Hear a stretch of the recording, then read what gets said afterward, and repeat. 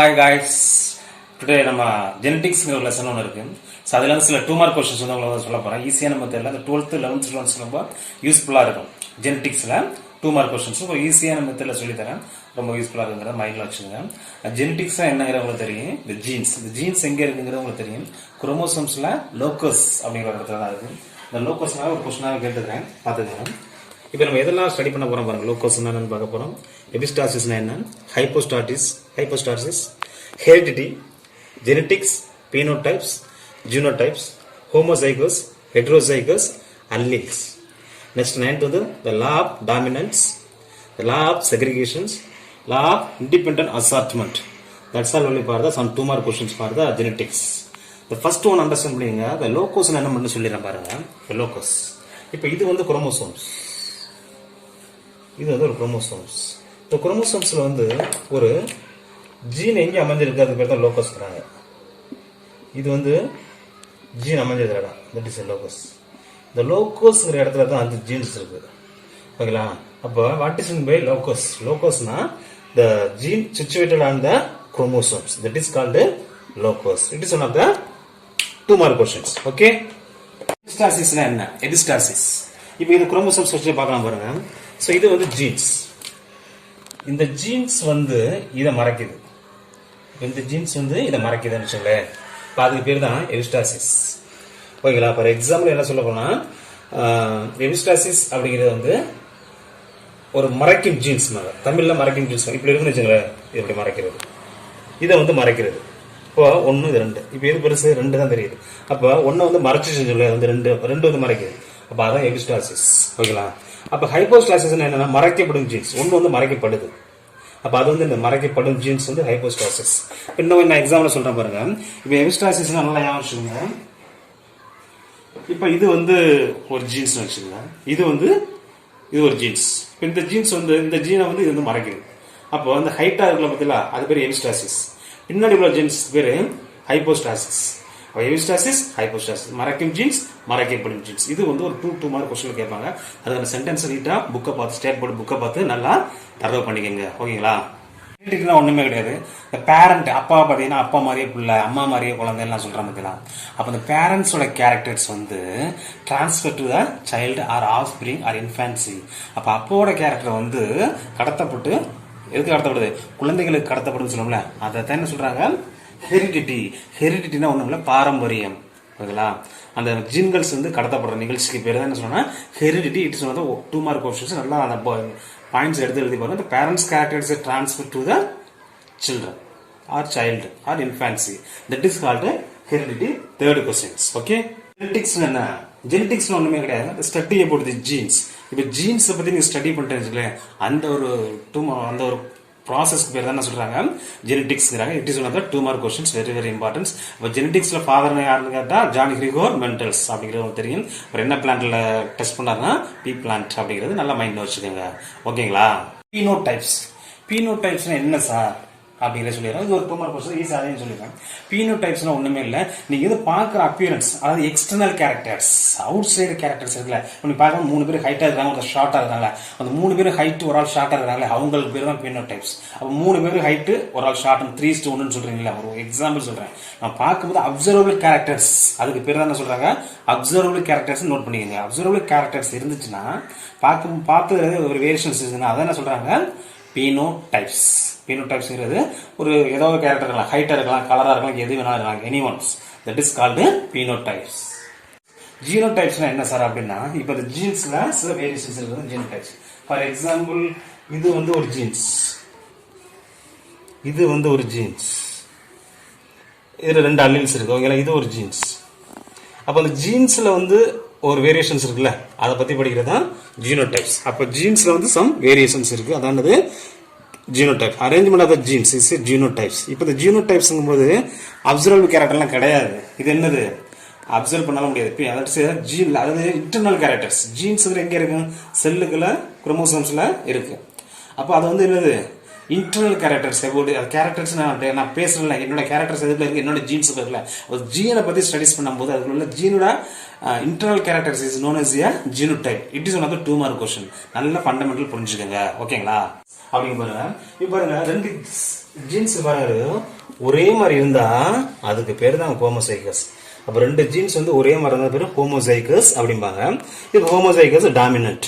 இப்போ நெக்ஸ்ட் பாருங்க, ஹெட்ரோசைகஸ் என்ன சார் அப்படின்னா டிஃபரெண்டா இருந்துச்சுன்னா, அப்ப என்ன நீங்க எழுதுன டிஃபரெண்ட், இந்த டீயும் டீக்கும் டிஃபரெண்ட் இருக்குல்ல, இது கேபிட்டல் டி, இது ஸ்மால் டி, அந்த டிஃபரெண்டை மென்ஷன் பண்ணுச்சுன்னா அதுக்கு பேரு ஹெட்ரோசைகஸ்.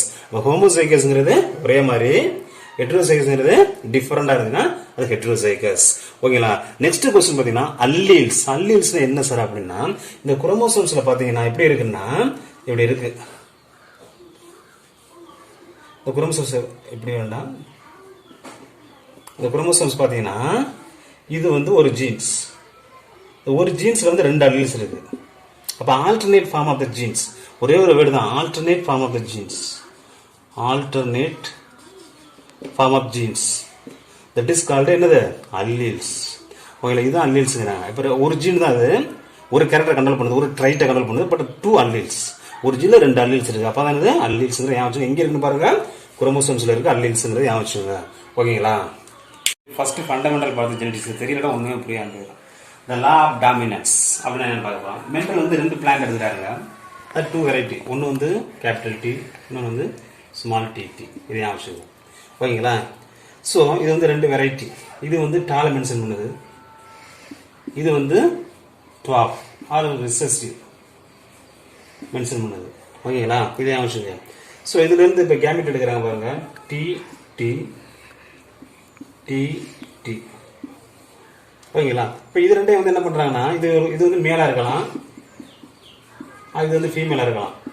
அப்போ கிராஸ் பண்றாங்க. கிராஸ் பண்ணும்போது என்ன கிடைக்கும் பாருங்க, டி டி. இதோட எடுத்து கொடுங்க, டி டி தான், திரும்ப இதே தான் கிடைக்கும். இதோட எடுத்து கொடுங்க, டி டி. ஸோ இதோட எடுத்து கொடுங்க, டி டி. இப்போ ரிசல்ட் என்ன நடக்குதுன்னா all are dominant. Capital letter வந்துட்டாலும் என்னது டாமினன்ட் தான். இதுவும் டாமினன்ட், இதுவும் டாமினன்ட், இதுவும் டாமினன்ட், இதுவும் டாமினன்ட். ரிசல்ட் இஸ் ஏ டால்.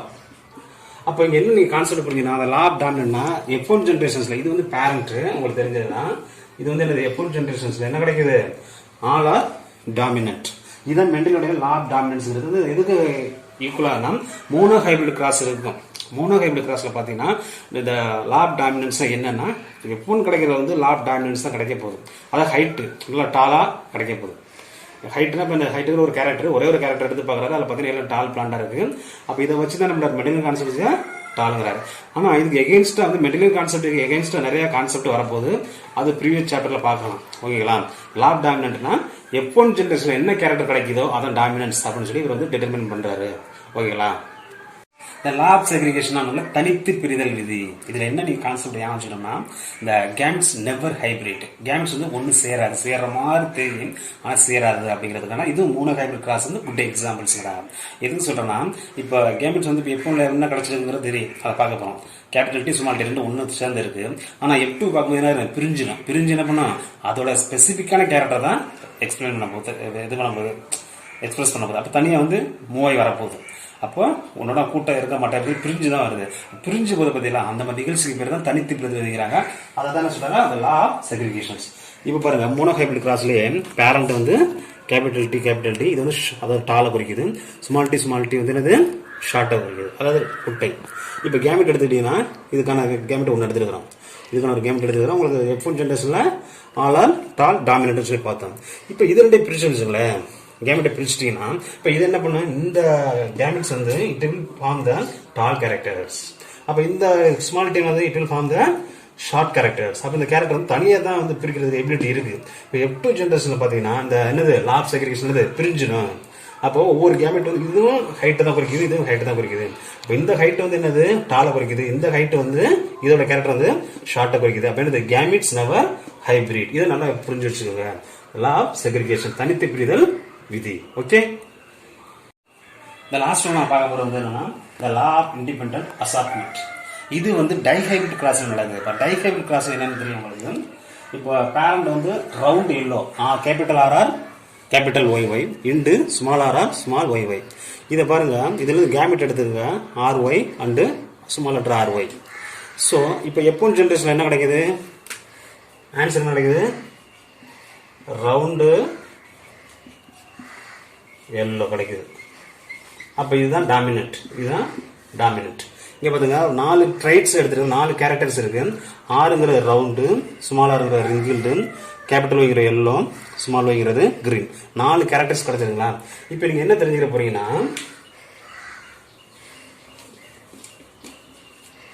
இப்போ இந்த ஆறு விருப்பப்பட்டா இதோட சேரலாம், இண்டிபெண்டா போகலாம். நாட் ஒன்லி இந்த ஆரோட தான் இருக்கணும்னு கிடையாது. இந்த ஆறு விருப்பப்பட்டா இந்த ஒய்யோட சேர்த்துக்கலாம், இந்த கேமிட்டோட. அதே மாதிரி இந்த ஸ்மால் ஆர் விருப்பப்பட்டா இதோட சேர்ந்துக்கலாம், அதே இதோட சேர்ந்துக்கலாம்.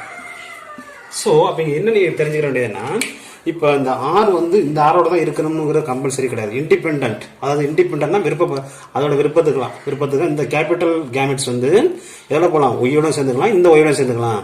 அப்போ அது மாதிரி இந்த ஆறு வந்து இந்த ஒய்யோட சேர்ந்துக்கலாம், இது வந்து இதோட சேர்ந்துக்கலாம். அப்போ இண்டிபெண்ட்னா இண்டிபெண்டன்ட் அசார்ட்மெண்ட்னா இதான் மீனிங். அப்போ கேமெட் வந்து என்னது, தன்னோட விருப்பப்பட்ட ஜெனோட ஃப்ரீ அண்ட் ஜாயிண்ட். இதில் முக்கியமான பாயிண்ட்ஸ் நீங்கள் தெரிஞ்சிக்க முடியாது.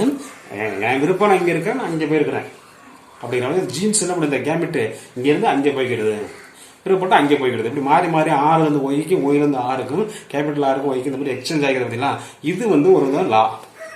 இதே எந்த பிளான்ல எதுல காப்பாத்தாங்கன்னா டைஹெபிட் கிராஸ்ல வந்து மென்டலி வந்து சொல்லியிருக்காரு. மொத்தம் 3 லா வந்து முக்கியமான லா. ஓகேங்களா? அதனால என்ன சொல்றாங்கன்னா, இந்த லா ஆஃப் இண்டிபெண்டன்ட் அசார்ட்மெண்ட்ங்கறாங்க explained in the dihybrid cross அப்படிங்கறத ஞாபகம் வச்சுக்கோங்க. ஓகேங்களா? இந்த வீடியோ பிடிச்சா லைக் பண்ணுங்க, ஷேர் பண்ணுங்க, மறக்காம சப்ஸ்கிரைப் பண்ணுங்க. தேங்க்யூ.